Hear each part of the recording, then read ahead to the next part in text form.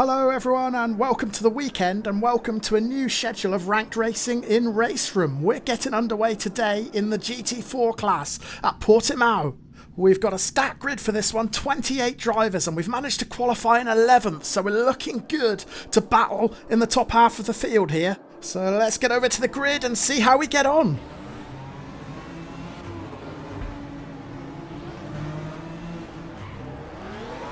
Oh, we've made a cracker of a start there, and the Lotus in front really didn't, so we were able to cruise around him, and there was space in the middle, so we've gained a couple of positions already. We just need to hold it tight going into T1. There's a big curb on the inside that we don't want to clip. We've avoided it, but the yellows are out, and there's carnage already to the left. We've managed to avoid it, and that's going to really help us out. There were cars spinning off left, right and centre in the rearview mirror there, and incredibly, we're up to 6th position. We've gained 5 places in those first few corners, and we might get another one now because we're pulling up alongside Julian Garcia, and we've got the inside line into this tight hairpin.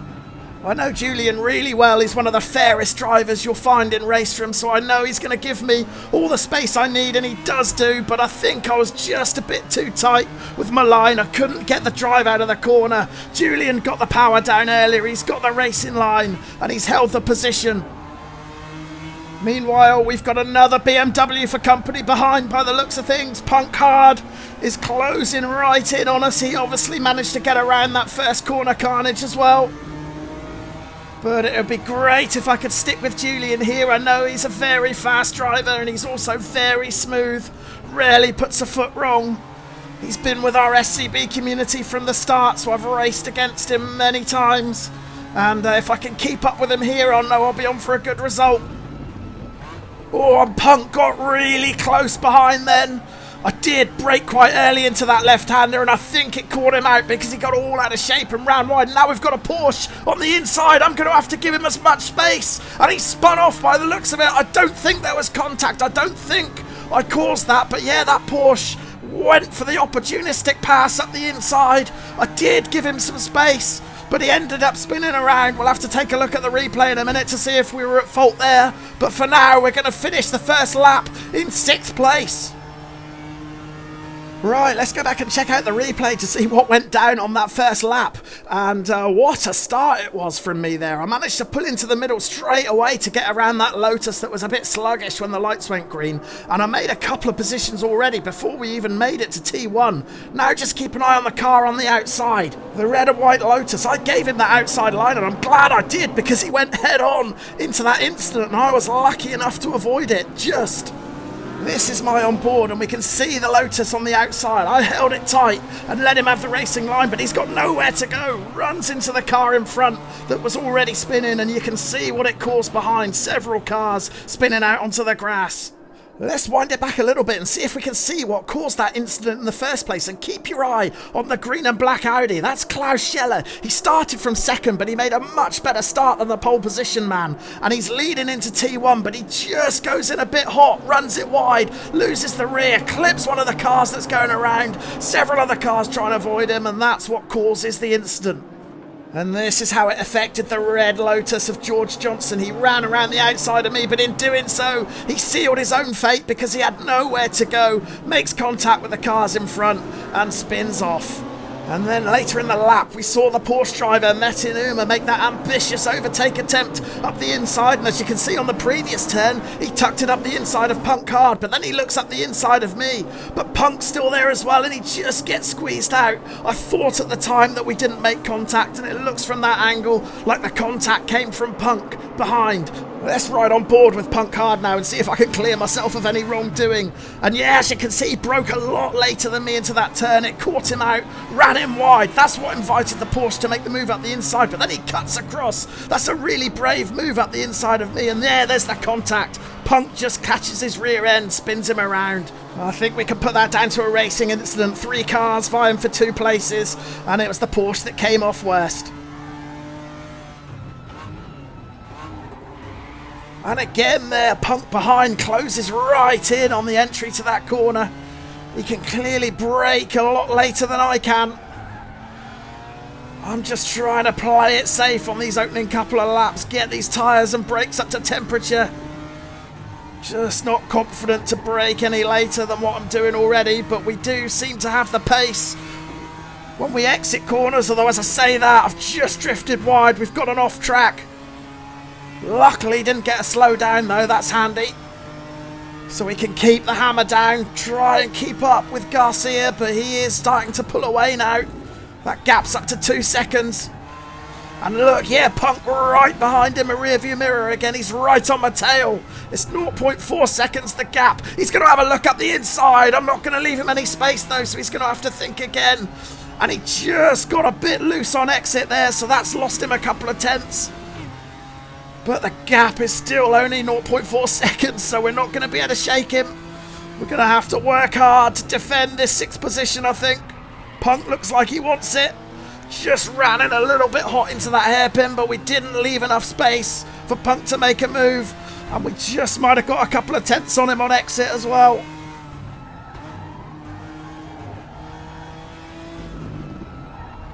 And again, Punk closes in. I'm still not fully sure of the right way to take this section, whether to shift down into 2nd to get up that hill or keep it in 3rd. I have been keeping it in 3rd for now. And then this turn is even more tricky. There's so little grip here that if you run it in just a little bit too fast, you're going to spin off, you're going to lose the rear. But having said that, we've taken it quite well this time, and we've gained a couple of tenths. That gap's opened up to 0.7, but no, look at Punk again. He's so late on the brakes into that left-hander. Every lap he's closing right in on me. But we just seem to be able to pull away a bit quicker out of this turn. Look, we have done again. He's lost a bit of time. So it's a real cat and mouse race here. There's parts of the track where Punk is so much faster than me, and then there's other parts that I can pull away from him. It's going to be about keeping our cool in this one, I think. That gap's back up to 0.7 now as we cross the start-finish line.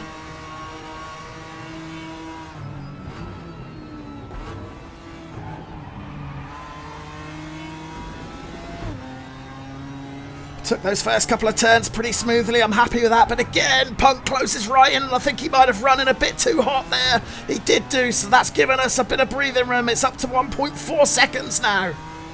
And this was pretty much the pattern for the next couple of laps. Punk would close in on the approach to the turns. I would pull away on exit. But then Punk's attentions were diverted. He had the challenge from Kenneth Pinkster in the Lotus, and as you can see here, Pinkster just clips the rear end of Punk's BMW. Pinkster himself spins out. Punk didn't, but it cost him about a second, and that gave me the breathing room I needed to concentrate on catching Julian in front of me. I had a bright orange and white target to chase, and over the next couple of laps, I gradually reeled him in to within half a second. And as I said earlier in the video, I know Julian really well. We race in the SCB community together at least a few times a week, and I knew that Julian would have no objections to me tucking in behind to try and make the most of that draft and pull away from Punk even further. Of course, if the opportunity presented itself to try and get around Julian, I would take it. But for now, I'm concentrating on defending that 6th position. Let's go back to the live action.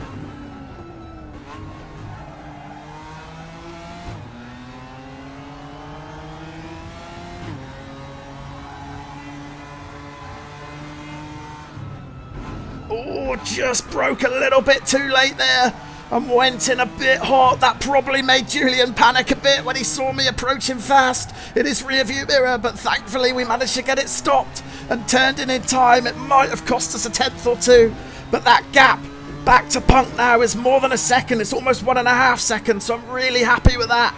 Let's just try and get a good exit out of this final turn and carry some speed down the start-finish straight.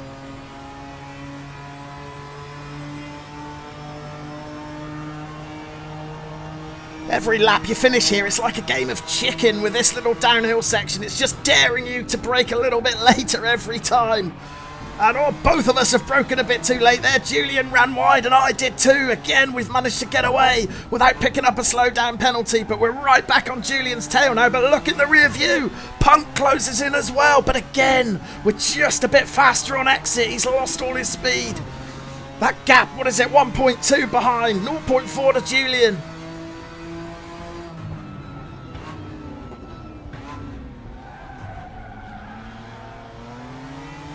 can hear the tyres screeching under the pressure in that hairpin. That front right in particular has taken a pounding in this race. It's bright red. Still got a couple more laps to go. Julian's really smooth through that section. He's opened it up to nearly a second. Oh, and there's a yellow flag out. Who have we lost in front? Have we lost one of the front runners? It looks like someone has spun out. Whoever it has rejoined. And suddenly Julian has got a sniff of fourth place here. Yeah, it was our third place driver, Alvaro Gerbes, in the Audi who spun out. And I said it earlier in the video with this section of corners, it's so easy just to carry a bit too much speed into it, and when you do, the rear just won't have it. It steps out, and that Audi spun around. He did quite a good job to get back in as quickly as possible. It was damage limitation. He only gave away one space, but you can see in the background, Julian and me closing right in.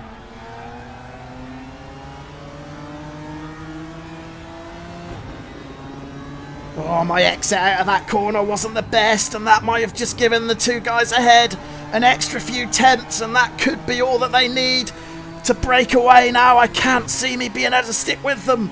Julian's got a target to chase now, so you know he's going to be pushing as hard as he can. And I'm not sure whether this will be the last lap. I think we might just have time for 2 more laps, so I've just got to do everything I can to stick with these guys. Oh, and I've hit the curb really hard. Oh no, it's sent the car into the gravel. I've got to try and save it. I don't want to spin, but that was a disaster. A terrible mistake at the worst possible time, because that cost us 2 positions by the looks of it. Yeah, we're down to 8th. Punk Hard's gone through, and we've also let Gregory Timmerman through.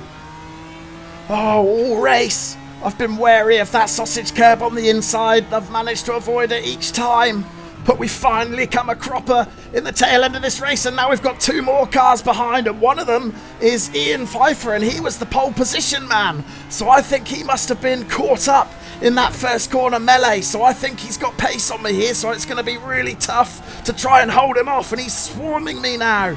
Is he going to have a look up the inside here? No, there's no room. But I've just got to try and get on the gas as quickly as I can and run a bit wide. I don't get the drive that I want, and yeah, now he is going to look up the inside, and I can do nothing about this. I'm going to have to give him the space. There's another yellow flag out, so we might have lost someone else. But all I can do now is defend, because I've got another car on the outside. That's Kenneth Pinkster in the Lotus. But he's backed off, so we're down to 9th now. And we're chasing Pfeiffer, but it looks like Pfeiffer's going to be away, because I know he was on pole position. He was setting some crazy lap times. It looks like he's got the fastest lap of the race as well, so I can't see me having anything to stick with him here. So I think the best we can get is 9th. The clock's up. Are we going to get one more lap in or not? No, we're not. The checkered flag's out, so we're going to have to settle for 9th. Oh, that's a bit disappointing. We were good enough for 6th, definitely. But a careless mistake has cost us, and when you make it as late as that on the last lap, there's very little time to try and rectify it. So yeah, we crossed the line in 9th place, losing 3 positions on the last lap. Very, very disappointing.